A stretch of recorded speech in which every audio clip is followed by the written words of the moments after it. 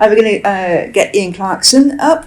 Ian is the PPM Practice Director at QA. Many of you will be familiar with QA. We're the largest provider, certainly of PPM training in the UK. And they're also an accredited training organisation to deliver these courses. So Ian's going to ask you a really, hopefully, a very simple question that you're going to be able to answer, I hope. But here's Ian. Thank you.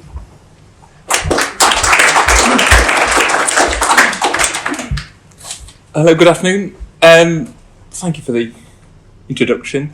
We're going to try something a little bit different. It worked earlier. I've tested it, and it worked earlier. So if it doesn't work now, it worked earlier. So my role as a practice director is a bit, what does that mean? So I guess in our world, it's all about portfolio. I look after the portfolio of stuff that we do at QA around kind of project management. So all of the certifications, I've worked with Ellie for many years and Eileen and Lindsay for many, many years as well. So I'm an accredited training organisation for the House of PMO Essentials. And just to reiterate what Ellie said, there's go to that kind of accreditation and to the standards that the House of PMO and APMG, you know, there's a real kind of assurance there that kind of the certification is of the highest standard, and actually the training is held to those high standards, and we're held to account as well for that. So we're going to talk a little bit about how training can benefit you. I'm going to try something a little bit different. So first of all, have you got a phone? And are you willing to use it? Good. So, has anyone used Slido before? Or heard of Slido? Oh, right, we're in.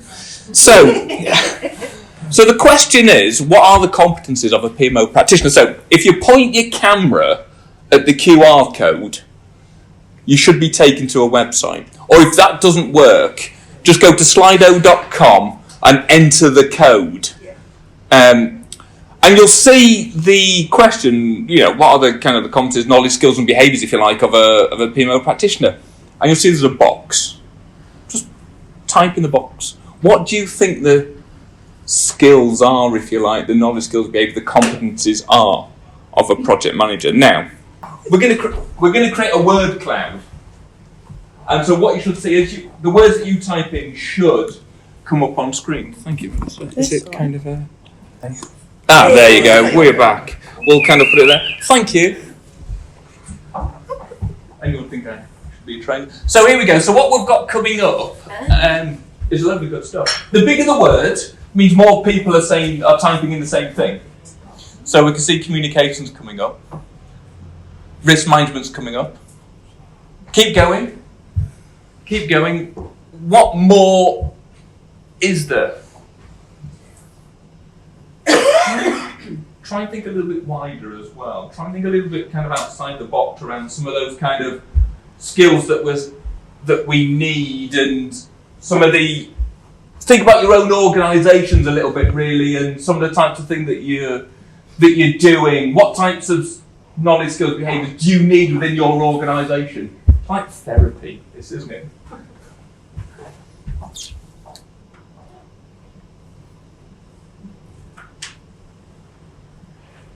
And have a go as many times as you like. What we'll do is we'll take a snip of this and kind of send it on afterwards, or just take a picture. So give another little bit of time.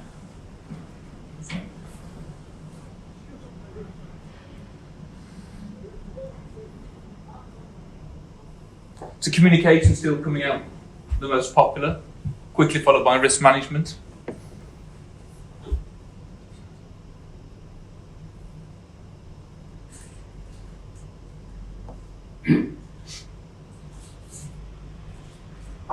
I've just checked I didn't miss anything. Yeah. Competency framework. Oh yeah, yeah, absolutely. some interesting stuff. I like the mentoring on there. Anything else? Again, think a little bit wider. I'm not fishing for anything in particular or anything like that. I'm just kind of thinking. I was just waiting for a word to appear. Oh yeah, I haven't got my phone out.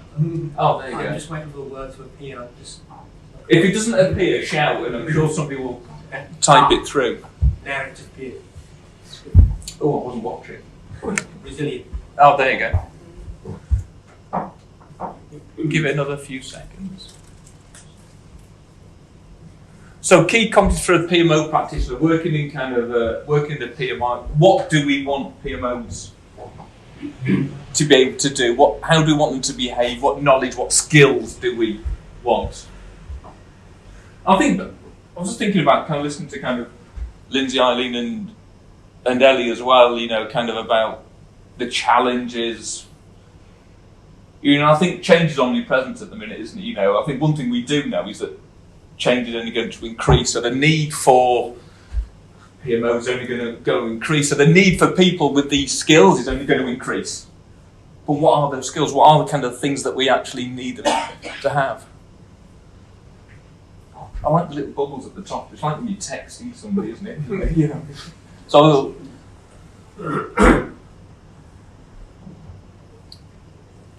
just wait for people to finish. Just have a look at that list. Is there anything that's surprising you on that list?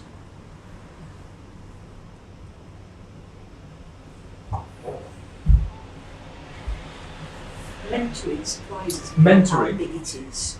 As in the word, yeah, so a lot of people are saying the same thing. I find that interesting. Because you would have thought that reporting would be bigger than that. Because it's what PMO It's a bit more functional. Yeah, interesting. Does communication surprise you that it's big? I don't know whether it's in the middle by design or whether it's just because it's the biggest. Risk management's there. You mentioned that, aren't you? I put it in people's heads when I was talking. I was going to say, yeah. I was making. I was going to. The conversation. Were you in Devon Brown? I think it's that governance as well. Leadership's quite big.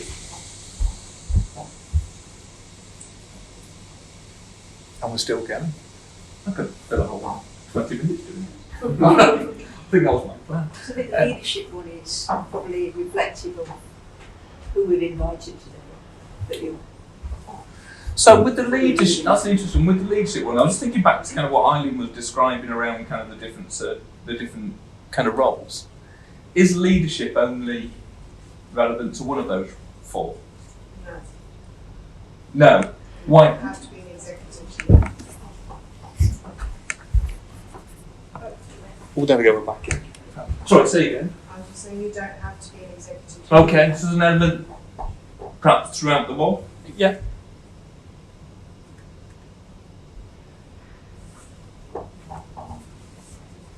Coaching. Coaching's coming up quite big. Does that surprise anybody? Again, is that the exclusive domain of certain roles? There's an element there maybe for? It's a real challenge for some of the PMO, certainly more junior PMO people who have to coach project and program managers in terms of how to do things. And that's where, certainly from an analyst perspective, there's a whole range of what do you want me to do with your risk register. Actually, let me tell you how a risk register is going to be used on your project. Is that where tactful comes in? Yes. Yeah. I'm going to say, I remember one of my first experiences was I was involved in a project and there was a guy, we'll call him Glenn, and he was doing something and I kind of went in to kind of support him and he just looked at me and went, my son's older than you. So there's an element there of that kind of coaching and that kind of, I thought I saw tactful, there it goes, diplomacy, empathy in there as well.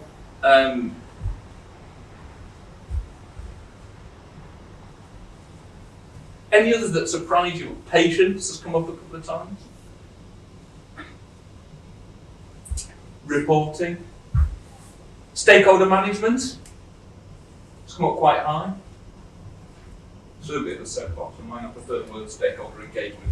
Yeah, it sounds more two-way. I think so. Yeah, absolutely.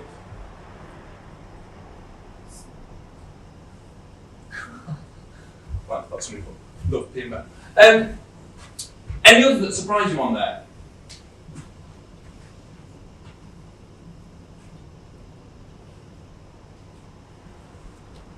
Doesn't surprise me, shouldn't be about the type of PMO you have to provide. So I provide a center of excellence. I don't run a program. So we provide standardization. Yeah, okay. But we don't actually run a program, so we provide a different level. That's my advice and guidance. Yeah, so stuff on there around, absolutely around that. I was looking for, where's it gone? Unless it's disappeared off there. Strategy, kind of governance, things like that.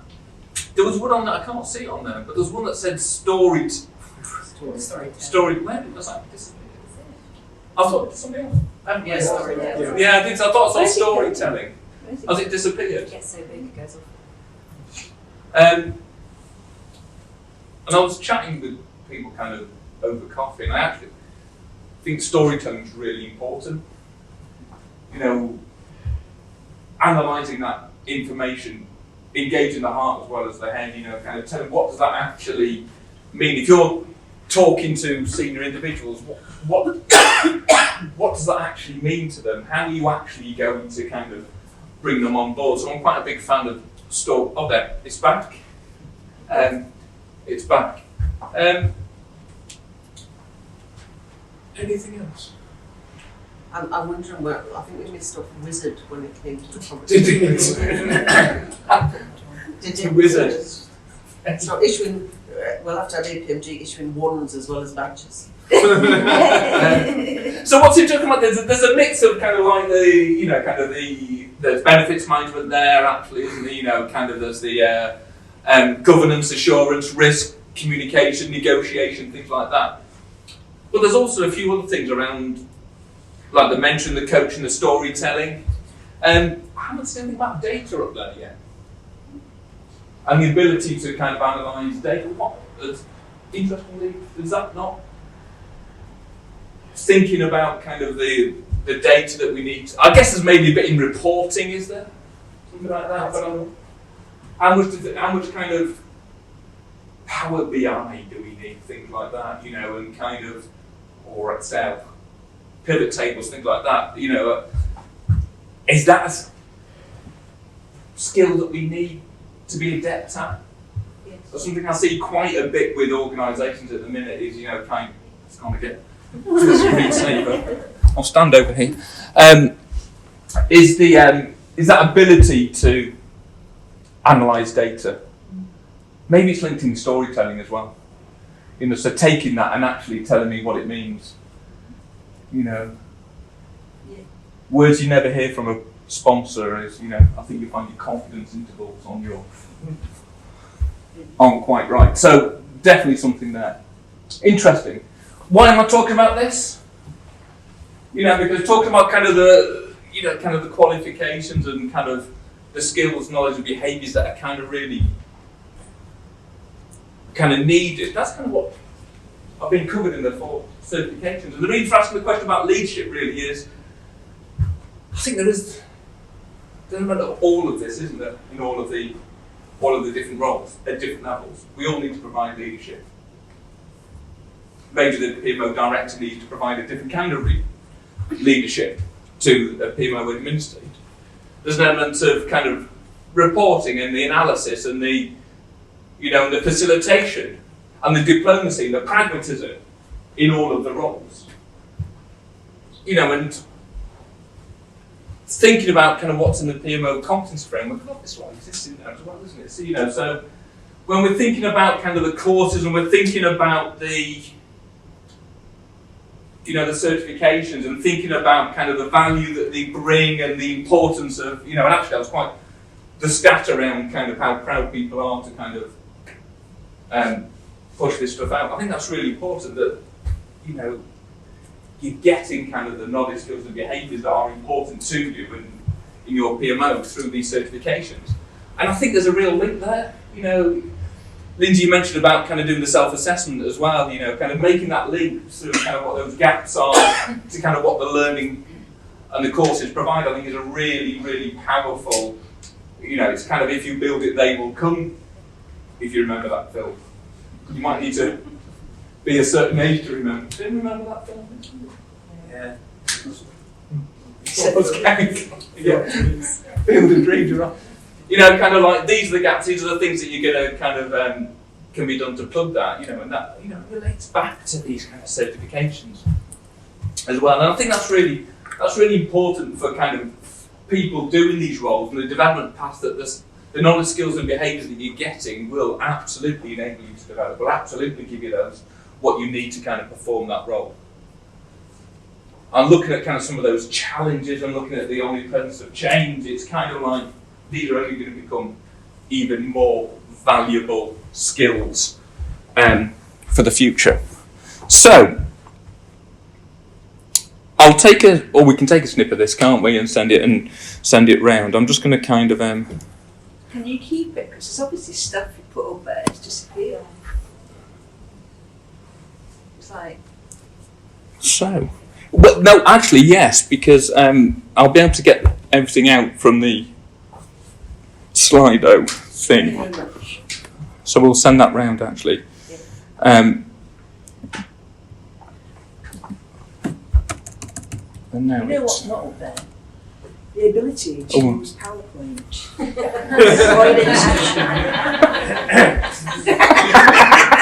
yeah, kind of like.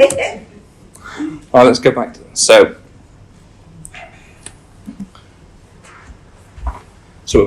let's wait for it to kind of come up.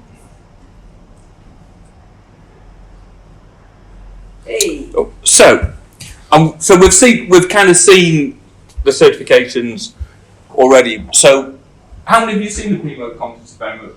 How many of you got a copy?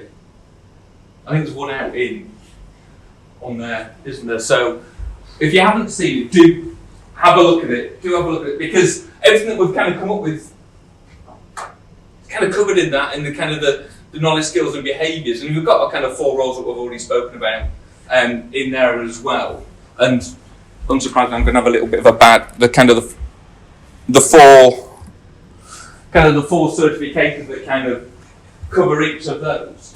So I guess kind of the message, well, kind of one of the key messages really in all of this one, the knowledge, skills and behaviours are that we need in a PMO.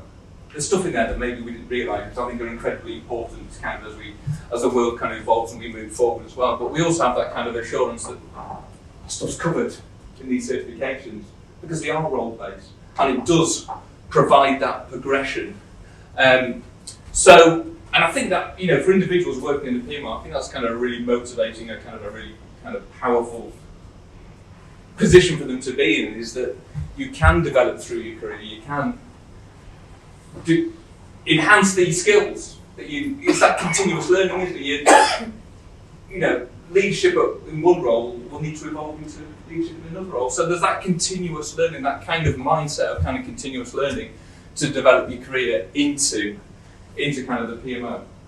And that's exactly kind of what these kind of roles and these certifications are providing.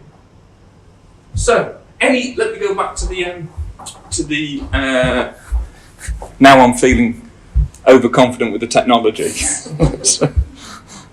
Let's see if I can. I can only fail. Oh, there you go. Hey. Thank you. Any final thoughts on here? Any final thoughts about what you've seen on here? Ellie? I like the professional advocates. Yeah. Nice. Obviously, from my point of view, people who have achieved something, showing others the way is Yeah, absolutely. You know, be part of the profession, be part of the pushing it forward. That should be part of what you do. Absolutely. I think we can guarantee that every single word up there, except wizard, will be in that competency framework. Yeah, absolutely. Guaranteed. And I think there's that reassurance there for that using it, and the certifications are giving people the skills that you've identified. I think that's a kind of a really powerful thing to do. Hello.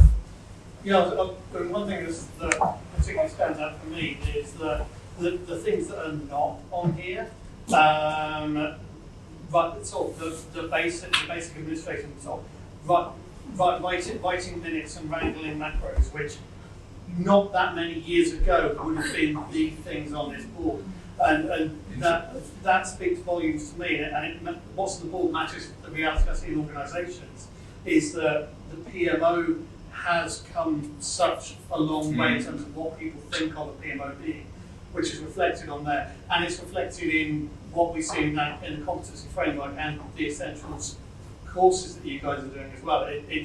It's light years away from where it used to be, and I think